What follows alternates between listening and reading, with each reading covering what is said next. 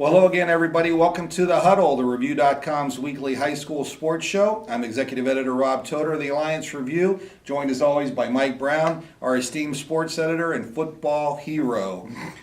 Mike, let's recap quickly week one, the Alliance Aviators. We talked last week about what a young team they are, and I don't know how you can get off to a better start than having a freshman return a kickoff, the opening kickoff for a touchdown. And they looked pretty good against Southeast. They sure did. And you know what? Alliance has a young team. It's a really talented freshman. And I think Southeast was a good opener for them, Rob, because there's a young team. Alliance was playing at home. There's a comfort level there. They got the win. They move on. And, I thought that was as good as it could be for a week one game for them. Now, the competition stiffens a little bit for the Aviators in week two. The Canfield Cardinals, they've been on a little bit of a downslope the last 2 or 3 years, but traditionally Canfield's a pretty good football team. Right. Coach Pavlansky, they're always solid. I saw them a few weeks ago in a scrimmage against West Branch, and they're improved this year. And again, I know they lost to Louisville in the opener last week, but that was a tight game for quite a while. Canfield's a good, structured football team that's coming to Mount Union Stadium Friday night. And Alliance, for a young team like Alliance has, this is going to be their first hurdle of the year. Speaking about West Branch State, they gave up some points last week to Crestwood, and this week they go to Crestview, and one of the traditional favorites in the Inter-Tri-County League. Yeah, West Branch has 18 starters back, but they're missing their key cog with Mason Hughes, who's out with an injury right now, and I don't think he's going to be back until the league season. And he's their leader on defense, and they really miss him. And he's a good running back as well, but they really miss him on defense. So the Warriors are going to have to try and keep that score down. I think the Warriors can score. Their offense went up and down the field last week. They looked pretty good there, but they need to shore up some things on that defense.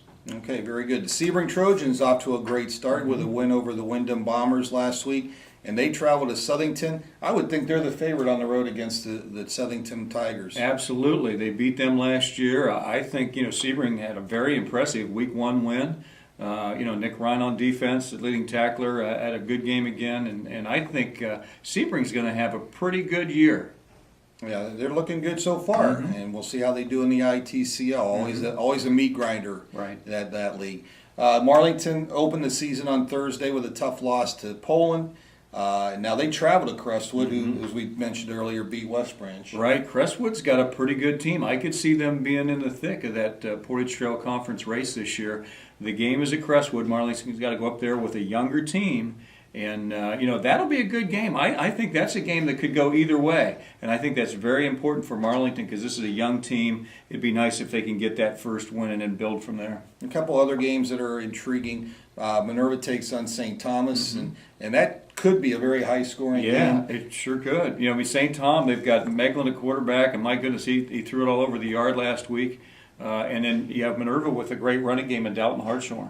Great running back. So it's down in Minerva. So that should be a really good game as well, Ron. Okay, and Louisville, for the 92nd time, takes on North Canton Hoover in that long-standing rivalry. Right, and like I said all along, I think Louisville's the team to beat this year. I think this is one of those years where it's clear going in that they're the best team, and somebody's really going to have to bring their A-plus game in the league this year to knock them off. And again, this may be, this is an independent game this week with Hoover, but this may be Louisville's toughest regular season game this year, I would think. But I still see them as the favorite in this game. Okay, the old saying, you improve best from week one to week two, and what teams do you think need to really show something if they're going to have a successful 2014 season? Well, I think number one, West Branch needs to shore up that defense. I mean, they've got 18 starters back. They should be giving up less than 49 points a game like they did last week. So I think if they can get a win at Crestview Friday night, that would really bode well from them. And then Marlington. I think Marlington, the same thing. If they can go up there and get a win at Crestwood against a quality Crestwood team,